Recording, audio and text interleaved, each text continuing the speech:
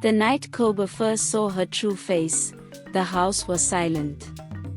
The air in their bedroom felt heavier than usual, as if something had settled into the room that wasn't supposed to be there.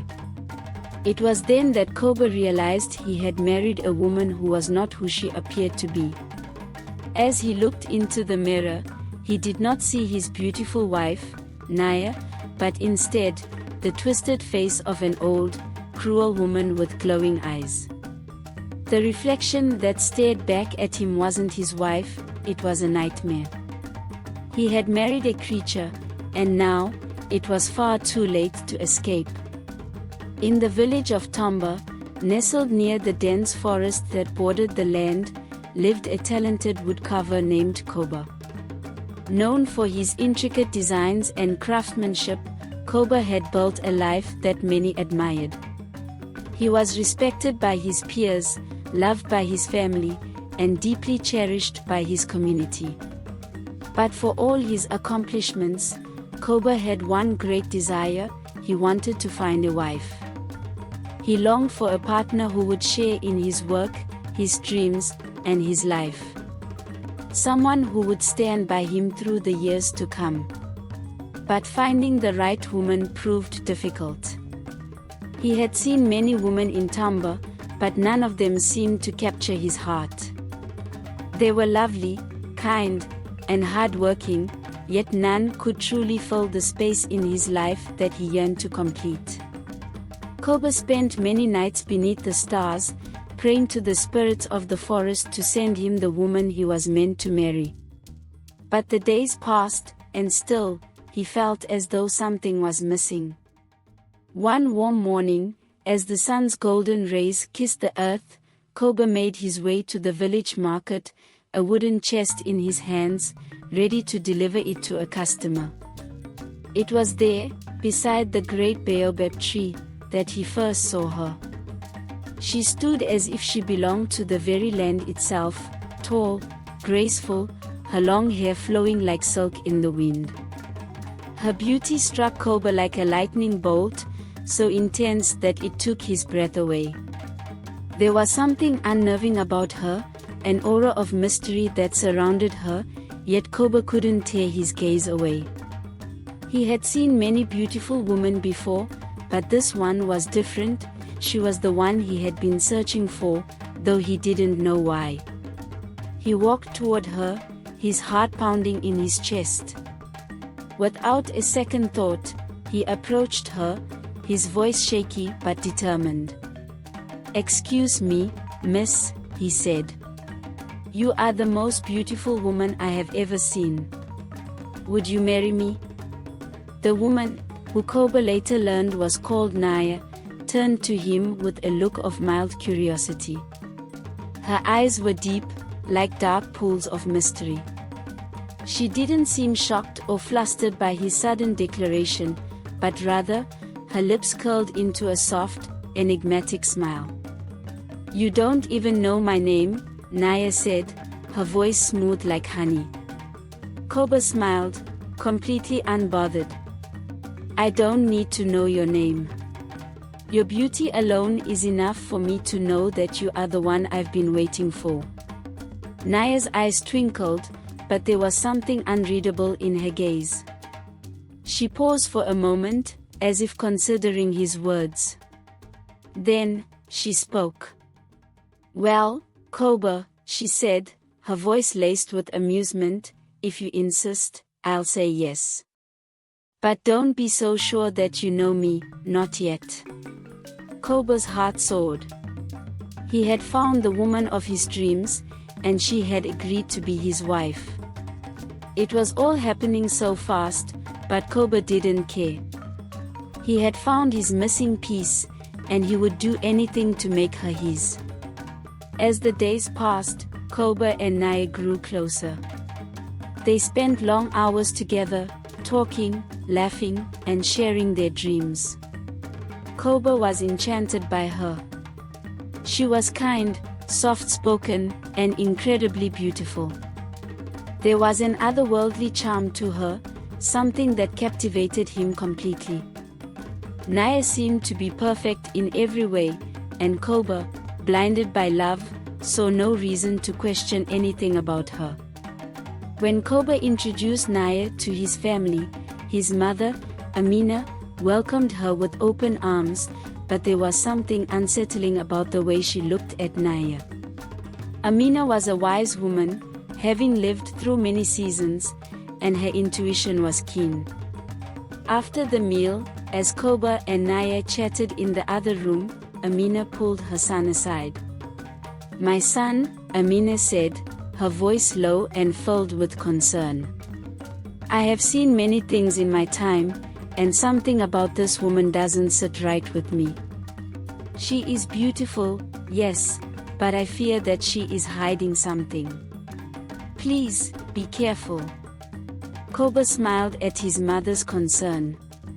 "Mama, you worry too much. I know what I'm doing.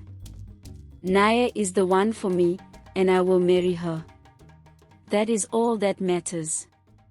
Amina sighed deeply, knowing that there was little she could do to sway her son's mind. She had raised him well, but love, she knew, could cloud even the clearest of judgments. "Very well, Koba," she said, "but remember, you are my son. I will always worry for you." The next few days passed in a whirlwind of wedding preparations. Naya and Koba worked together, selecting fabrics for the ceremony, organizing the feast, and arranging for the village to come together for the celebration. The entire village buzzed with excitement for the upcoming wedding, but there was a peculiar air around Naya. She insisted on covering her face whenever they went to places with mirrors or shiny surfaces. At first, Koba thought it was just a quirky preference, something harmless. But the more he observed, the more he began to question her strange behavior.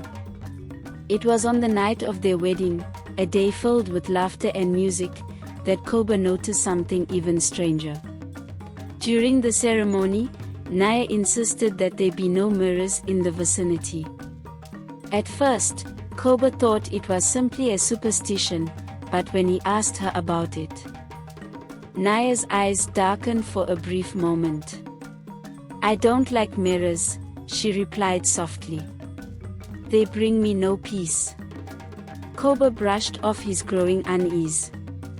He loved Naya, and he would do anything to make her happy.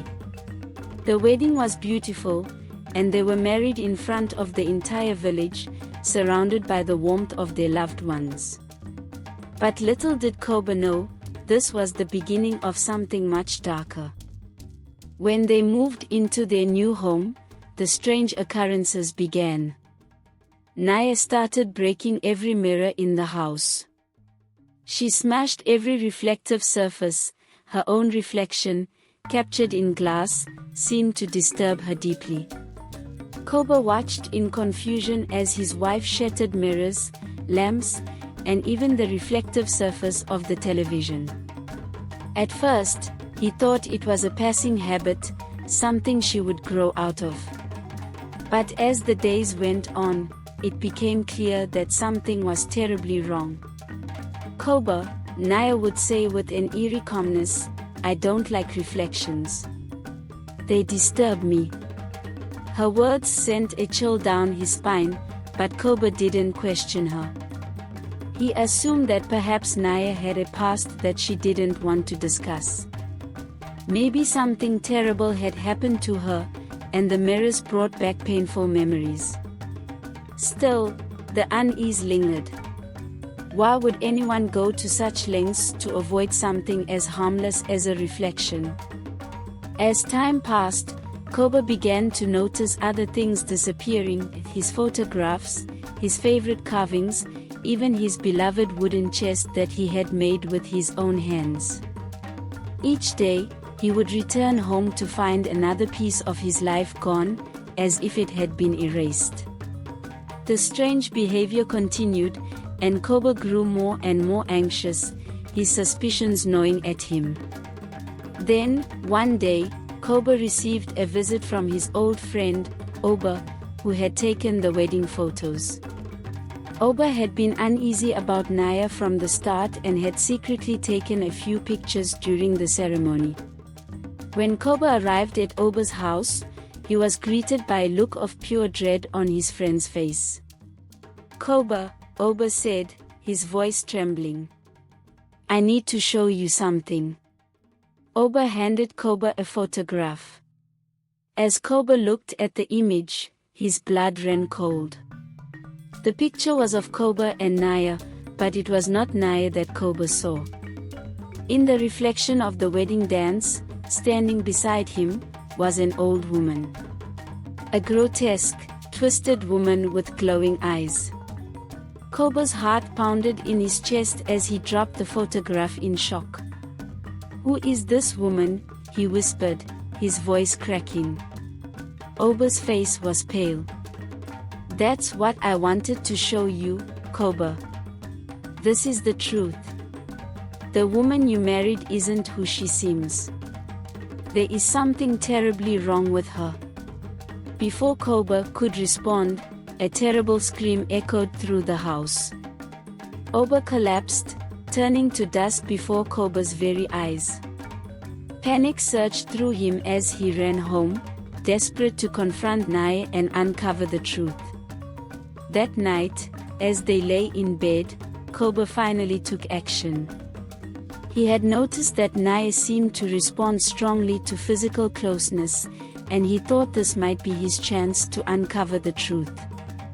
As they grew intimate, Koba quickly pulled a small mirror from beneath his pillow. The moment he held it up, the reflection revealed the unimaginable. Naya's face was gone, replaced by the twisted, old woman's form. "You foolish man," the creature hissed from the mirror. "You've seen the truth, and now you will suffer." Koba recoiled in terror as the creature's form began to shift, its eyes burning with a malevolent fury.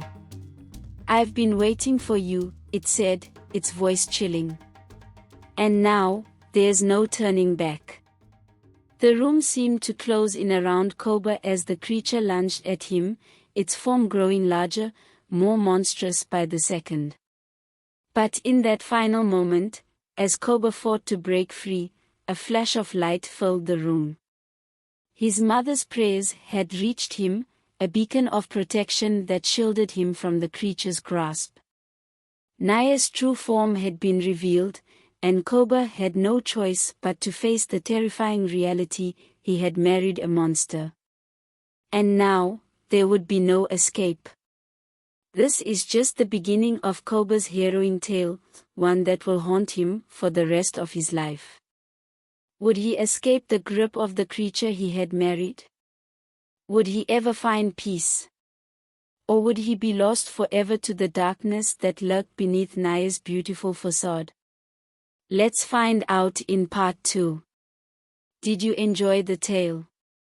I hope so. Please like and share the video, drop your comment down below, and don't forget to subscribe to the channel. Turn on the notification bell for more enchanting tales like this one. Thanks for watching and see you on the next.